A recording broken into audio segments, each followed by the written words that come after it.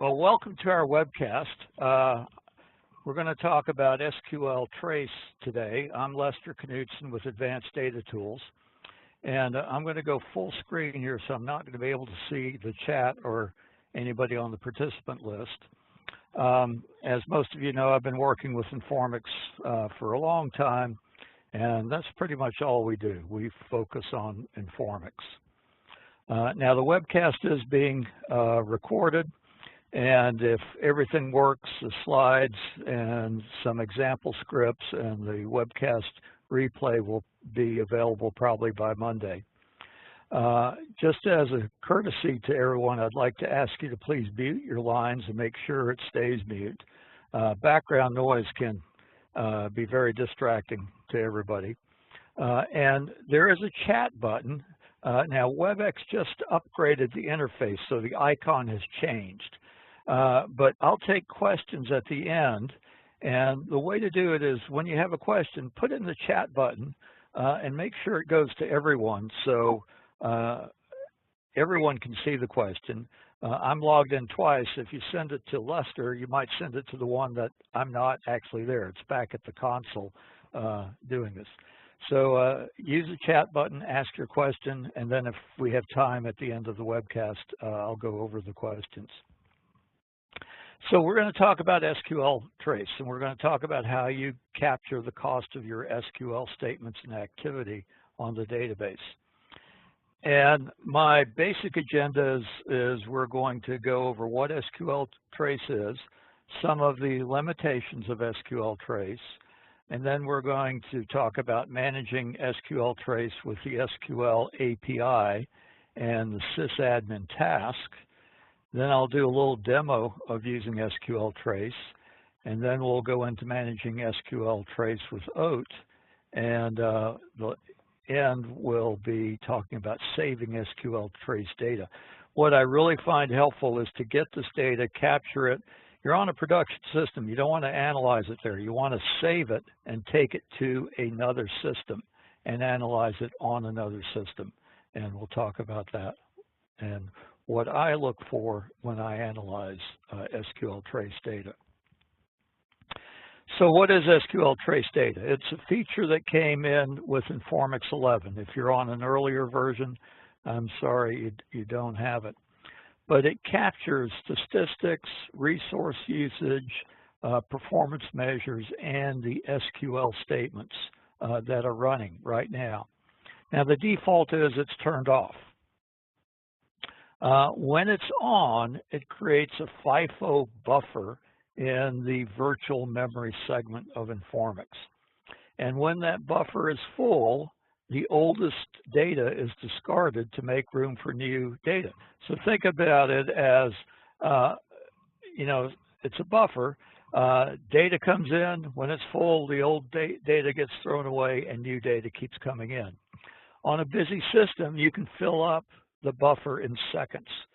When we run some of my heavy benchmarks where we do 200,000 or 300,000 transactions a minute, you can barely capture a small percent of the data. So that is one of the limitations I'll talk about of SQL Trace. So this is what it looks like. Your Informix memory, you have a resident segment of memory, you have the buffers, you have a virtual segment. In the virtual segment, it creates an SQL Trace buffer. When you have SQL Trace turned off, it doesn't use any memory. When you turn it on, bang, it creates a SQL Trace buffer. And I was messing around with the system last week, and I turned on SQL Trace, and suddenly I had 64 additional virtual memory segments. And that was because I created such a big SQL Trace buffer. It had to expand virtual memory to accommodate it. That's one of the things you have to be careful with SQL Trace. The way you configure it, there are a couple of ways. The first is in the on config, and I don't recommend doing this. This sets it globally every time the server starts up. There's a line in there, it's commented out by default. It says SQL Trace, the level, number of traces, the size, and the mode. The way I recommend using SQL Trace is using the task API, the SQL API, and the Sysadmin database task function. And there you just say execute function sysadmin task, set SQL Trace on, tell it how many traces, the size, low, medium, high, and whether it's global or per user. You can also do it in OAT, which I'll cover in a little bit. OAT has a very nice interface to the SQL Trace. Now, what you're configuring is the level, which is low, medium, and high, the number of traces, and the default is 1,000. And on it, this is 1,000 SQL statements. And on a busy system where you might be doing 100,000 a minute, you can see 1,000 SQL statements is barely going to capture anything. And I'll talk about sizing it in a little bit. The size of the data to collect, the default is 2K, and that's per SQL trace. It's not clear in the documentation what that size is, but in my exploring, it seems to be the per SQL trace. So don't make the size of the data big. Concentrate on this number here, the number of SQL statements you want to trace. And that will take the size here and multiply that, and that's the size basically of what goes on in the virtual memory pool. And then you can tell it to globally trace all users, or you can give it a specific list of users to trace. And if you can, it's much more helpful to fine-tune it to a user, to a database, and not use a global setting. But sometimes you got to use a global setting. So let's talk about the levels. The default is off, and that means SQL tracing is turned off. There's no memory used. There's no overhead. Low, if you just turn SQL tracing on, the default is low. And it does collect stats. It does collect the SQL statement, and it collects a bunch of stuff about the SQL statement. Medium, in addition to what low collects the database name, the table name, and the stored procedures stack. And my favorite is actually medium. I find I get most of what I want with medium because that does have the table names, the database names that low does not get. High collects all the information plus host variables. So if you have an SQL statement that's prepared with question marks in it for host variables, high will collect those host variables so you can see exactly what was run in the SQL. A lot more information, and you'll probably need a bigger size for your buffer when you do high. Here's sort of a quick comparison. This is low, medium, high, and this is the data I've collected from running it. About the only really difference just here you see is the database name is blank for low. For medium and high, there's a database name. The table name is blank for low. There's a table name for medium and high. You get the SQL statement, though, with all three versions. Now, the number of traces, the default is 1,000. You need to calculate this on a busy system, and you need to think about how many SQL statements you execute per minute. And then what you want to do is collect data and save it like every 10 minutes or every 5 minutes or every 15 minutes. And so you need to have the number of minutes between saves. And let me give you an example. This is using our benchmark that we've used in the fastest DBA contest. Let's say you're doing 40,000 transactions per minute. Now, each transaction is going to be at least 3 SQL statements. There's a begin work, that's one statement, and begin work is treated as one statement in SQL Trace. Then there's the actual SQL statement, and then there's a commit work. So you'll have 3 SQL statements in the trace buffer for each transaction, at least. You may have more. If your transaction has 5 SQL statements in it, then you'll have 5 plus the begin work and the commit work. And then if you're exporting the data every 15 minutes, what this means is you want 40,000 transactions times 3 SQL statements per transaction times 15 minutes. You want 1.8 million traces. Now, each trace uses a little bit of memory, and this is the impact you've got to be aware of. Now, the default amount of memory is 2K.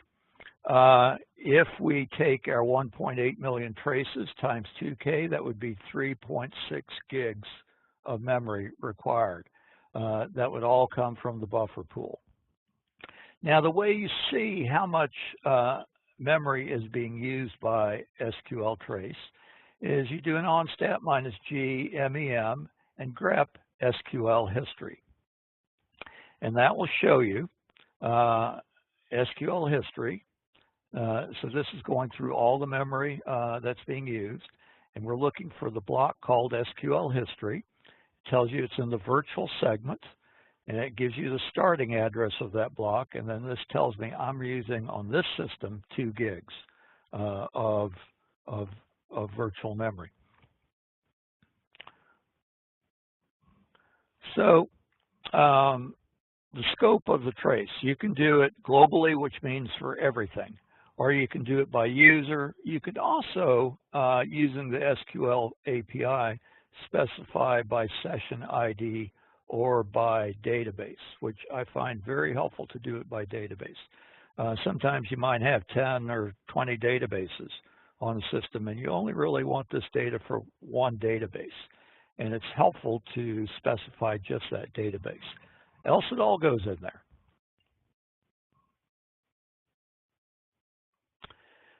Now, the biggest limitation of SQL Trace is when the buffer is full, the oldest data is discarded and lost. And if you don't have enough memory, you may not be able to collect all the data you want. You need to save the data for later review. I'm a big advocate of don't do the review on your production machine. Get the data out. And I'll talk about that later on in the presentation. But take it to another machine so you can analyze it and look at it. The other limitation is it does require virtual memory. So let's say you have 5 gigs of virtual memory, and you set up a 3 gig SQL Trace memory area. You've just cut 3 gigs away from your applications, and that could impact the performance of your applications. So you've got to be a little bit careful with that. There also is some performance impact both from the memory and the CPU cycles. Now I'll tell you something funny. When SQL Trace first came out in 11.5, I did a benchmark on one of my systems, and just turning on SQL Trace low, it actually ran the benchmark faster. But that's because I had it as low with not much virtual memory. I wasn't able to keep track of all the statements that were going through the buffer. Setting it to high or setting it to a bigger buffer will definitely impact your virtual memory. So what do you get with SQL Trace? There's a lot of cool data. You get the user ID, the session ID, the database, the type of SQL statement, how long the SQL statement took to execute. That, to me, is a key field. You can go through this data and say, what's my longest running SQL? And get the actual SQL statements and how long they took. The time the SQL was started and the time it completed. You get the full SQL statement or a function. If it's calling a stored procedure, you'll get the function call, and you'll get the database isolation level. So you get all this great stuff: number of page reads, number of buffer reads, number of page writes, buffer writes, number of lock requests by SQL statements. You can do things like, if you have a locking problem, figure out what SQL statements in your application are causing the most locks. You get the SQL execution time, the average time, the max time, I/O waits for your SQL statements. A lot of good detail here. It's sort of like running set explain. You know, at the end of set explain, you see the stats about how long it took to do different parts of the SQL statement. That's sort of what you get with SQL Trace, is the SQL statement and all the stats about what was running. So you get the buff reads, buff writes, page reads, page writes, sorts, how many sorts went to disk, lock requests, lock waits, all kinds of good stuff. One I also like is estimated number of rows that the optimizer estimated plus the actual number of rows. And I use that all the time to determine if my stats are bad. If update stats is out of whack, or I haven't done update stats lately, my estimated number of rows will be quite different from the number of rows actually returned. So there are 4 tables that get created in the Sysmaster database for SQL Trace Data. And the first table is Sys SQL Trace Info, which basically has the state of SQL Trace, whether it's on and off, and some basic info about it. Then you have what I think is the most important table, Sys SQL Trace, which has the detailed stats. This is where you have the timings, the counts, and the SQL for a single statement. This is I'll be honest, this is the only table I really look at when I'm analyzing this. You have a table for iterators, and you have a table for host variables. Host variables is if you're running SQL Trace High. If you are not running SQL Trace High, this will probably be empty. And I've found everything I need really is in this SQL Trace table. So here are the field definitions. The trace info table has some flags, the number of traces, the size of the buffer for each trace, how long the duration has been, and then this is a key one, SQL seen. So you can compare that to the number of traces and get an idea for how many SQL statements you're missing. Because what will often happen is, let's say you have this at 4,000 for the number of traces. The SQL seen might be at 200,000. And that tells you that I'm only seeing 4,000 SQL statements right now, but 200,000 have gone through that buffer. And then you'll have a start time and the amount of memory used. Now, this is the key table, SQL Trace. This tells you all the information about it. And when we get to the end of this presentation where I talk about analyzing the data, I'll come back and take a look at this again. There are some key fields I like. One is the runtime. This tells me how long that SQL statement took to run. The things like whether it sorted to disk, sorted to memory, how many executions of that SQL statement ran, the total time of the running statement. There's some average and max times too. Number of I/O waits, total I/O wait time, the estimated cost, a lot of just good detail. And last but not least, the actual SQL statement. And if the SQL statement doesn't fit in the buffer, it will get truncated. And that's one reason sometimes you want to make it bigger than the default of 2K. I oftentimes will make it 4K because if the SQL statement doesn't fit, it gets truncated. The SQL Trace iterators table has some information, and the host variables table has information in it. It's all joined by this SQL ID. That's what joins these three tables together, the SQL ID.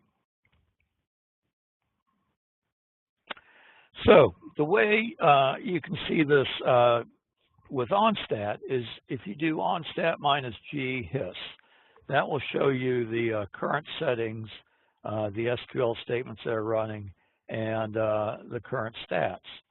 Now, if you have your SQL Trace to 200,000 statements, you're going to go through 200,000 statements when you do OnStat minus G his. So this may not be the best way to look at it. But this is sort of what it does. It's telling me the trace level is medium. I'm doing a global trace. I've got 2,000 traces. My current buffer ID is 1,782. The size of the buffer, the duration of this buffer, and the first SQL statement. And then it'll go page after page after page. And you can see my first SQL statement is a closed database statement. OnStat minus G HIS shows them in descending order of session ID. So you'll see the last statement that was run and captured first. Now, the way I like to manage this is with the Sysadmin database and the Task API. And as you all know, with the Sysadmin database in 11.5 and on, we get two new functions, the admin and the task function. The task function, they both run exactly the same. The difference is the task function returns a text message. The admin function returns a number. So if you give it the command set SQL Trace info, it will give you the info about SQL Trace. A couple of commands that are really helpful, and I'm going to go through these in a demo in a minute. To start SQL Trace with the defaults, you just say execute function sysadmin tasks, set SQL Trace on. If you want to configure it, you can say set SQL Trace on, and then give it the parameters. And the parameters are number of traces, that's the first one, trace size in K, that's the second one, the level, low, medium, or high, and the mode, user or global. To stop SQL Trace, you just say set SQL Trace off. When you run this, it clears the buffer. So everything in the buffer is gone. So don't do this. I'm going to show you in a minute a command to not clear everything. Don't do this unless you really want to clear it off and close out the buffer. This turns off SQL tracing. It's much better to use this because you can do this dynamically than to change your on-config file and have to reboot the server for these to take effect. Now, a couple of things I like is the resume and suspend. Let's say you've run SQL Trace, you want to stop it, but you don't want to lose the data in the buffer. If you do set SQL Trace and suspend, it will suspend SQL Trace, keep the data in the buffer until you decide to clear it. And then once you've cleared it or unloaded it, then you can turn SQL tracing off and the buffer will be gone. Now, so suspend, the buffer's still taking memory. It's just not being added to. And so anything in the buffer is not going to be lost. If you want to resume it, you can say just set SQL Trace and resume, and that will resume it. So I like to use suspend a lot of times. That allows me to capture the data, and then I can resume it, or I can then turn it off, which will close the buffer and free up the memory. You can also do things like add a database, and you can clear the list of databases. You can list the databases, or you can remove a database. Clear will remove all the databases.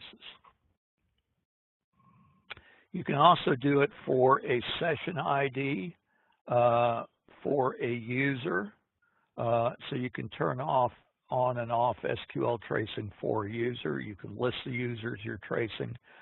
This is very helpful if you're trying to debug one problem, and you don't want all the SQL statements. You just want it for one user, or what I like is for one database. Art, in one of our performance tuning classes when we first started teaching this, Art wrote a quick script to dynamically set these parameters, and it prompts you for a number of traces, size, level, user, and then it executes the function. And if you put something wrong in response to these prompts, it doesn't do any error checking, which is okay. It's just a quick SQL script to start and stop SQL Trace. So let me give you some examples. And I'm going onto a system. I've been running SQL Trace for a bit. If I do an onstat minus GHIS, and I'm going to pipe it to more, you can see that I've been running it at high global. I've had it for 200,000 traces. The current statement ID is 8 million something. That gives you an idea of how many statements have been through the buffer. That means I only have the last 200,000 statements in the buffer of the 8 million that have run since I turned it on. My buffer size is 4K. This is in bytes. You put it in K per trace. And this is how many seconds it's been on and a couple of memory addresses. And the first statement is a Sysmaster statement. And I can sit here and page through, and the next one is a Sysmaster statement. It's partly because I've been not doing anything for the last half hour, and so my system is pretty idle. Here's a select using SQL Trace. As you can see, the system's been fairly idle for the last half hour. Let's see where we have a good example here. If not, we'll create some in just a minute. Anyway, so I have a series of scripts that I want to go through, and I'll make these scripts available after the webcast in a zip file with the presentation. This first one is just give me the info about SQL Trace. And so it tells me, okay, it's on, the number of traces, the size of the memory for each trace, whether it's high, medium, low, and it tells me the mode is global. Just a quick get the status of SQL Trace. Now, this is one I like a lot, and I use this a lot. This gets me the status, plus it gets me counts, so I can see how many records are in the database, in the Sysmaster database, in my SQL Trace data. So it tells me, okay, I've got 200,000 traces. I've seen over 8 million. So I'm only holding the last 200,000 of that 8 million.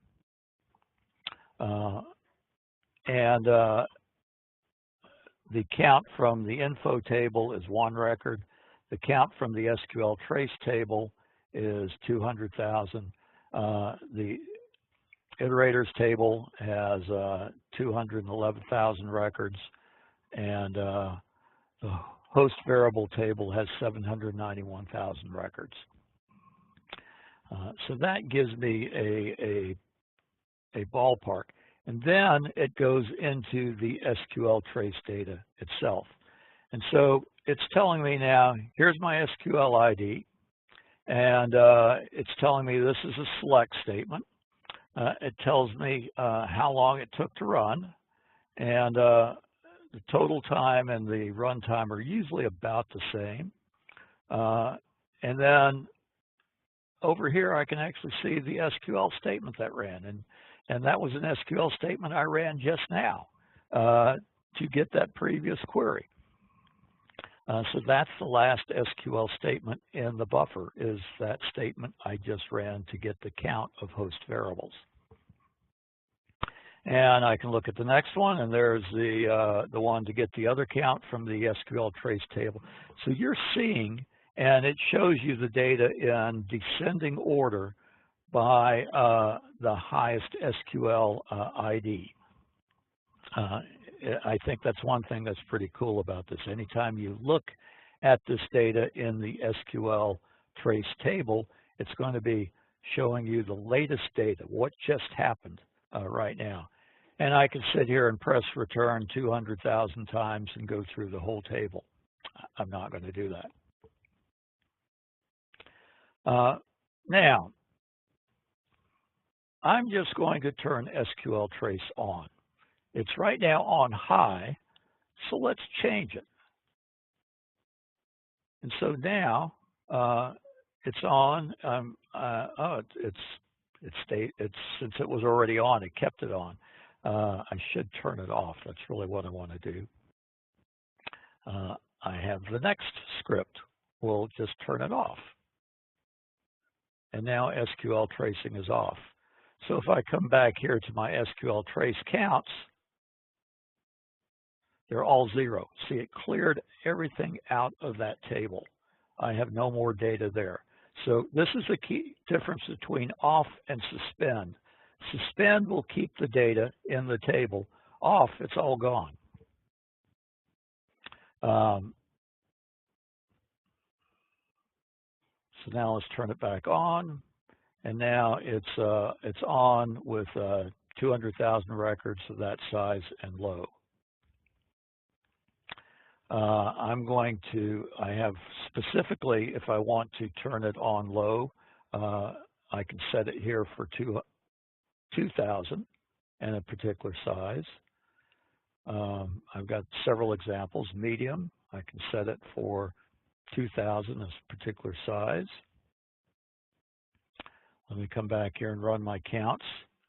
And I do have some data in there because it's been on, even though I've been changing low, medium, and high. That doesn't clear the data out. So you can change between low, medium, and high and not clear the data out. I think when you change the size of the buffer, it will change.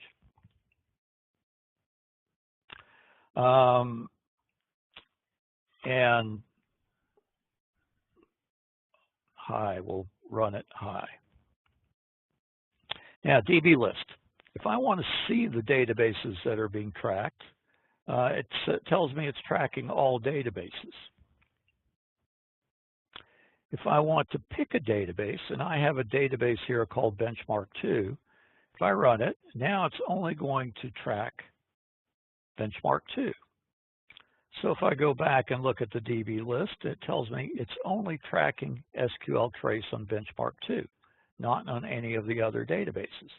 And so if I ran SQL on Benchmark 1 or Benchmark 3, which are the other databases I have here, they would not have any stats collected from them.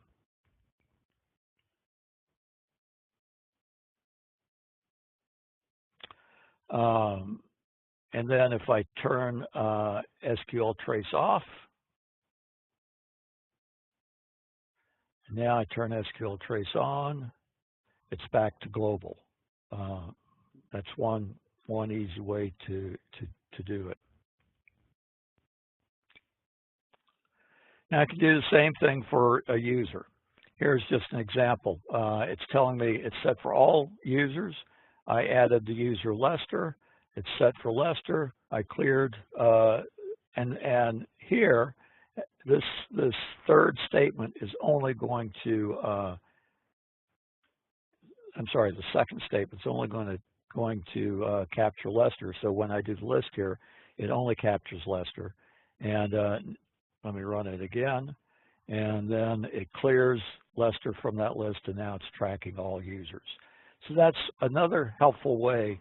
If you have unique users and you only want to track one user or a set of users, it can be a comma delimited list of users. I could put Lester, comma, Tom, comma, Mike, and it would be that set of users here.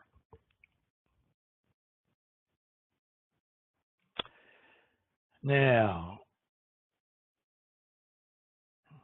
if I want to set a big trace, and this is what I've been running earlier, and this is my favorite one, the number of traces will change depending on the size system I'm on and how much memory I have. I'm going to run this medium. And so I've got 200,000 traces. It tells me the size. Let's open up another window and do an onstat minus G MEM and grep for SQL Trace. And it says, okay, here's my SQL Trace history segment of memory in the virtual segment. And it's about 800, let's do the math right, about 800 gigs of, is that right? Bytes, K, megs, 820 megs. So if you take my 200,000 times 4K, that's about right in terms of how much memory it is. Just for the fun of it, let's try updating this.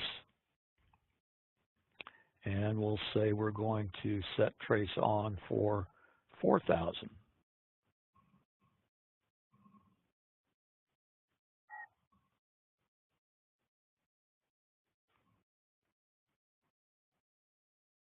And you can see it's basically double the size of memory that it's collecting. So the number of SQL statements you trace is the key thing in determining the size, along with the size of each trace. And that's, I think, the key limiting factor. The bigger you make that, the more data you will collect, but the more likely you are to impact everything else running. And you've got to be very careful with that on a production system. You don't want to turn on SQL Trace, and I've done this by accident with a huge number of sessions, and then suddenly have your real system come crawling to a halt.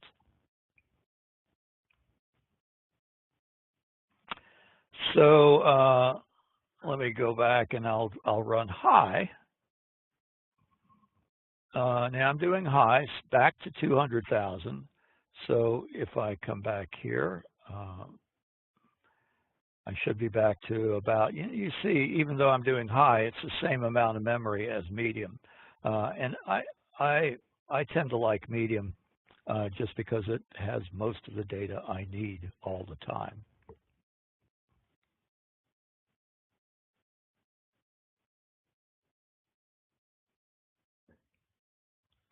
Okay, let me go back to the slides for a minute. That's sort of using the SQL API. Let me talk about using it with OAT. And I'm going to fire up OAT here in a minute and show you where it is. If you have OAT, you can do pretty much everything I did with the API here in OAT. It's under SQL Explorer. I don't know why they didn't just call that SQL Trace. The first time I was using OAT, it was like, where is it? And when you fire up OAT, you get a activity summary, and that shows you the summary of what's happened to date. I think I may have OAT up here. Yeah, I have OAT here. This is, now I haven't refreshed it, but this is telling me the activity summary.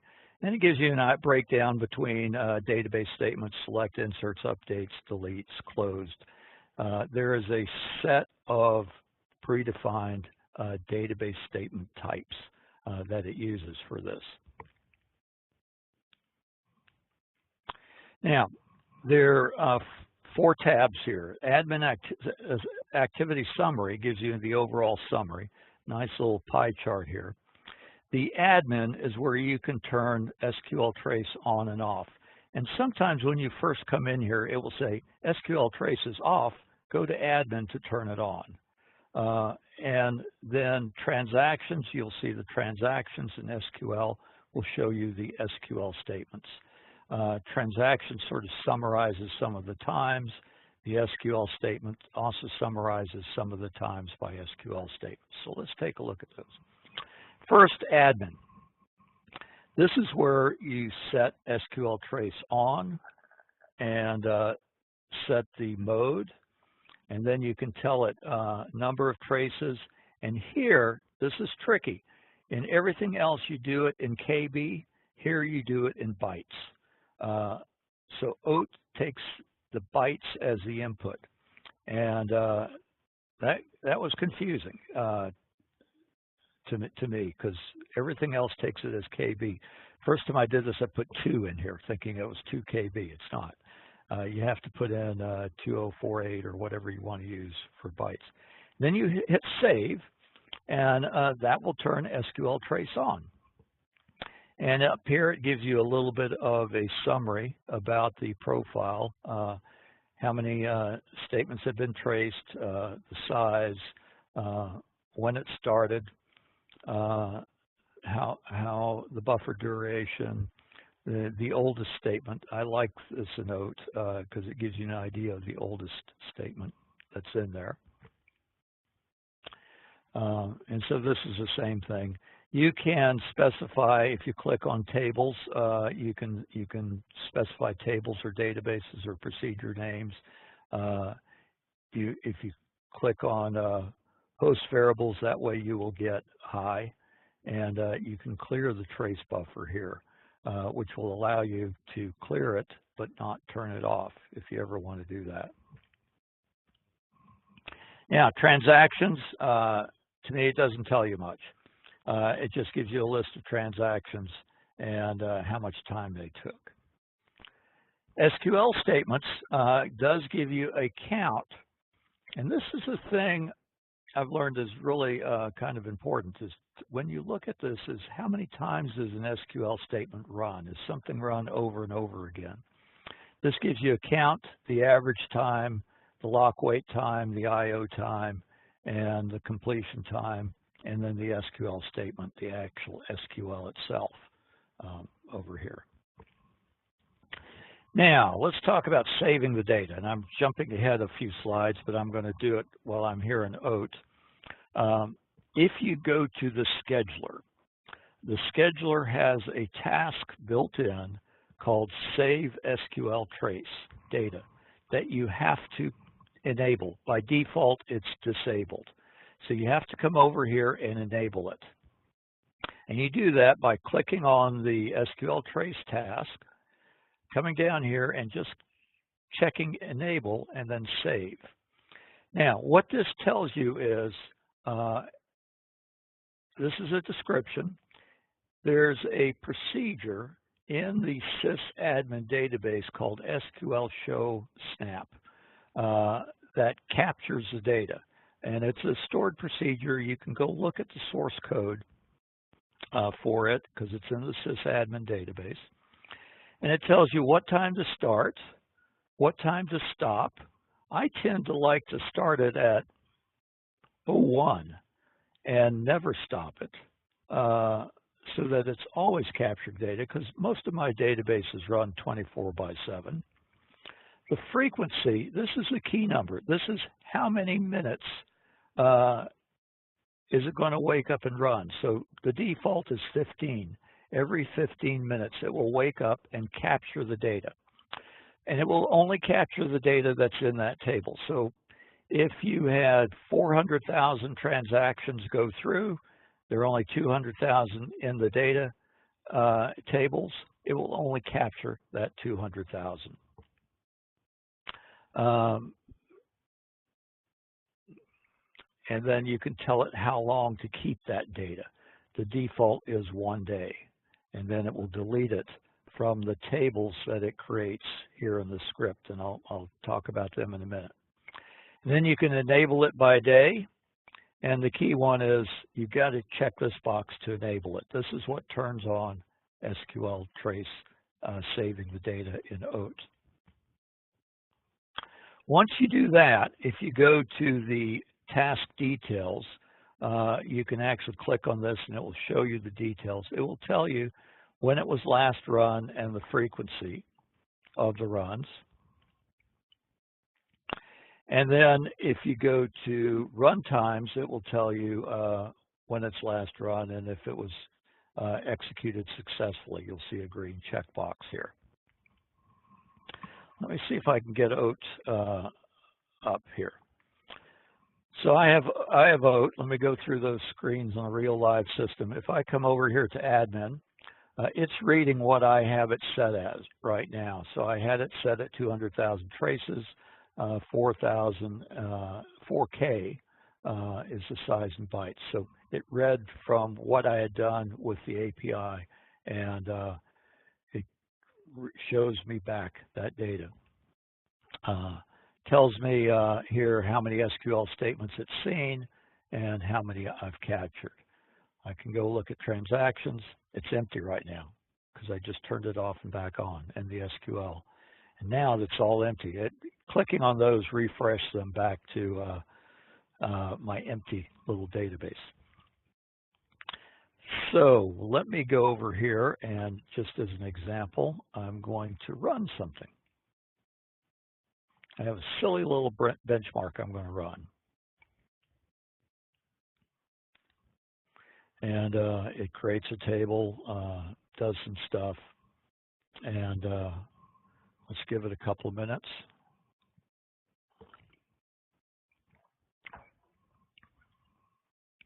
And while it's running, I'm going to show you the scheduler. So the scheduler, here's my SQL save, and you do see I have it enabled, and you do see that the next execution is going to be at is that right? 1451. If I click on that, it brings up the tab, and I've got the defaults. This would turn on and off saving the data. I'm going to hit cancel because I don't want to change anything. If I come down here to the details, again, it just click on it, but this shows me the details, and the run times will, let me click on run times. It will tell me SQL Trace, again, that's bringing that up, but it will tell me that it was last run at this time, which was not too long ago. Now, when it runs, I'm going to change databases for a minute just to show you what it does. I'm in the Sysadmin database. If you go to tables here and info, there are a series of monitor tables that it saves the data to by default. And so you can do a select star from these tables and see your data. So I'm just going to do new select star from, and there's the data that I've collected. And you look at the ID, it's all the way back to 95. There's some data here from earlier today.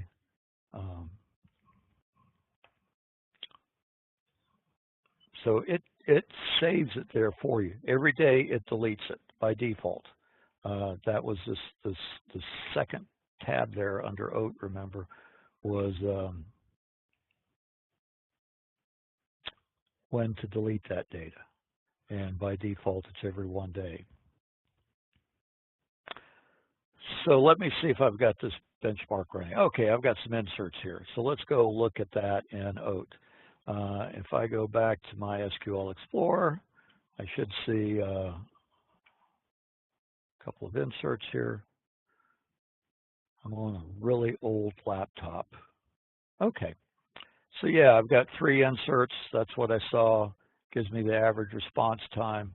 I can drill into those inserts and actually see the data in the table with the insert statements there. I can go here to transactions and see the actual transactions to get a feel for what they took, and then the activity summary. And this keeps getting refreshed in real time. So OAT is a very helpful mechanism for looking at this data. Now, saving SQL Trace data. You can use OAT. One of the things I really like is and the examples I'm using are all in version 12.10, is with the scheduler, you get the code to how OAT does it. And if I come over here, let's get a new window, exit, and CD to Informix etc Sysadmin.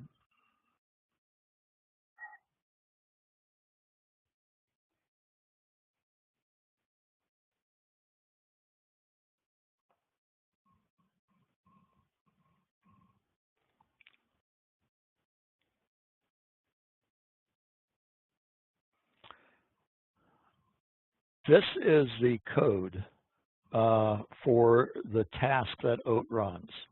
And what I'm going to show you now is my version of that code, but it's pretty much based on that.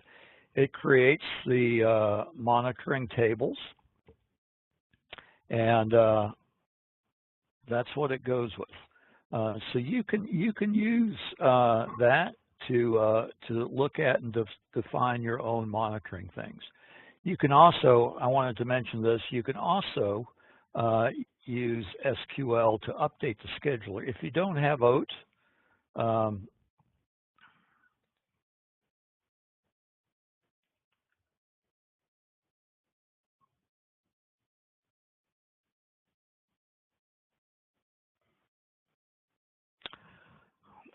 so you can write SQL to update the scheduler as long as the scheduler is running. If you don't have the scheduler running, then this won't help.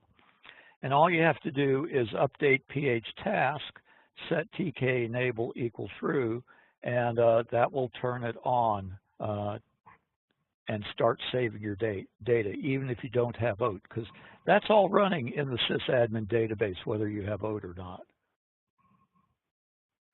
So there, I've updated it, and it says, okay, it's enabled, and it's going to run on these particular dates and times.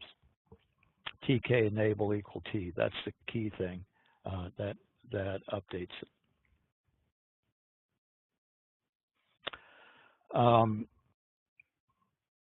And this is a script that you want to look at in the Sysadmin database. And then you can do a select from Sysadmin mon. Now, because this can, get a lot of rows. If you're collecting 200,000 rows every 15 minutes, just do the math. You'll get a couple million rows very quickly with that. So if you're going to do this, please move the Sysadmin database to its own DB space, out of root DB space. Now, my preferred system is to export the data to another database or to a non-production system. And I have a couple of examples of that I want to give you.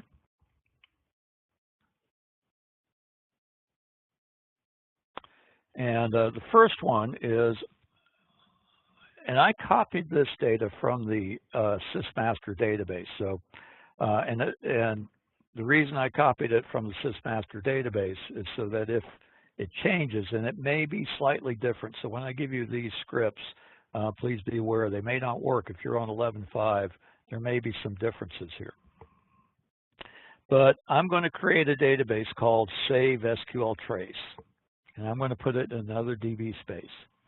And I'm going to create 4 raw tables for my SQL Trace data that match what the tables look like in the Sysmaster database. Now, another way I like to do it, and I'm going to leave this for you to look at, is instead of doing it to tables in a database, is to create external tables. So you're unloading these to files, and then you can FTP them to another system and load them into the other system. That's actually, I think, the best way to do it. But this example has you doing them on the same database, on the same server. So I've already run that. So let me show you my copy. Now all I have to do is insert into Save SQL Trace, which is a database I created, and my table, and I just do select. So I'm going to hit run, and I'm in a database that doesn't have logging. So hang on a minute. I just need to exit out of this one. I created that database with no logging. So I'm going to close that. Let's just go into that database and run it. And it tells me there are no rows run right now, but that's okay. There's plenty of data out there from before. So anyway, the key here is to move the data out of your production system so you're not impacting production by analyzing it. Now, I've got 3 scripts I want to share with you that I use to analyze this data. And I'm about out of time, so I'm going to go through this really quick. The first one gets all the key data from SQL Trace. And I'm running this against my Save SQL Trace data. So remember, SQL Trace itself is empty because I basically shut it down, restarted it, that emptied it. So I'm running it now against my Save data. And I can go out there and do all kinds of things. And what I like to do is look at and sort by SQL runtime. That will tell me what SQL statements took the longest to run that I've captured. I can also do it by buff reads, buff writes, locks, anything I want into here. And I have the SQL statement there.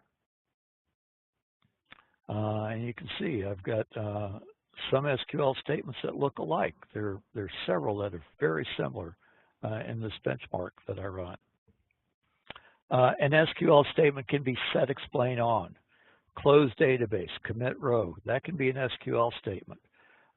This is database benchmark 2 is an SQL statement, just to give you an idea of what you can get in there.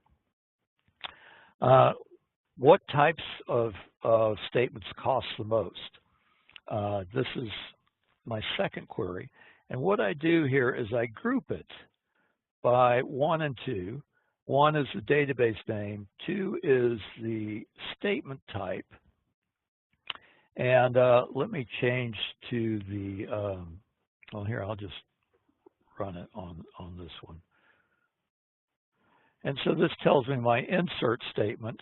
There are 3 runs of that, exact same insert statement, and it costs the most.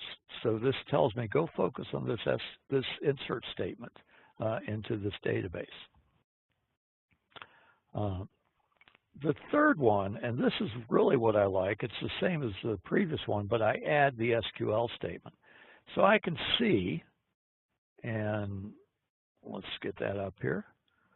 I can see the SQL that costs the most because it's ordered by the database statement and the SQL statement in descending runtime order. So this is the SQL statement that took the most to run. And it tells me how many counts, how long it took to run, and a lot of good detail about it.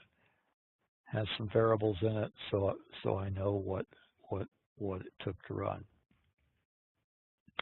Anyway, that's SQL statement, SQL Trace. So just a summary of my recommendations here. The sysadmin task is the way to turn it on. It's off. It's more flexible than the on config. Keep the number and size of the buffer small. If you make it too big, it will affect performance. And if you can, focus on the database or user and save the data for later analysis. Now, I was just in Canada and I was visiting one of the parks, and they had this great sign that I've decided to start using for questions called Ask Me. I loved it. The idea was in front of a park ranger. I am out of time, so I'm going to, let's just take a look at the chat real quick and see if I can get the chat up here. Anybody, I don't see anything in the chat, so that I'm going to assume means there are no questions. If you do have any questions, please feel free to email me at this address, and I'll be glad to try and give it an answer. I'm not saying I can answer everything, but I'll give it a try. And with that, let me just go over a couple of things. We have 2 webcasts coming up. Mike Walker is going to do external tables. We're taking a break in October because of the Informix conference, the International Informix User Group Conference. And so the next one will be November 15th. And this is going to be a great one if you want to learn how to take this data and unload it to external tables, which is a very quick way of unloading your SQL Trace data to take it to another system. And then in December, I've been thinking about this for a while. We're going to have Art do one on do stats and how to compile it, how to install it, and how to do everything with it. And he'll discuss a little bit about AUS, the automated update stats in the Sysadmin database, but the focus will be on do stats. Please register for those webcasts so we know you're attending. In fact, I don't think you can attend without registering. Want to just mention we have 8 new training servers. This is my class earlier in the year. It was really great. We had 4 people in class and 4 people online. And that's about the way we're set up here. Is nice small classes. Each student gets their own server. It has 8 CPUs, 16 gigs of RAM. It's running on an SSD drive. And we can do a lot of work with it that way. Now, we've got a training schedule for next year. And the first class is going to be in March. Art and I are going to teach the advanced performance tuning class. This is an advanced class, and it's going to focus on optimizing SQL. And this presentation was actually based on part of a lecture in that class. Then in April, I'm going to teach the Informix for database administrators, and in September, I'm going to teach another version of that class. In addition, we probably teach 5 or 6 private classes. If you have 4 people in a company that want to attend a class, it's cheaper and more efficient probably to set up a private class with us. And all you need is 4. And a private class, whether you have 4 or 8, it costs the same. I've been doing private classes with companies for a while, and they really get an advantage out of that. And just to say, we're advanced data tools. All we do is Informix development, training, support, and that's our main focus. And with that, I would like to say thank you. I'm back looking at the chat. I don't see any other questions, so I'm assuming everything's done, unless anybody has anything else they'd like to add.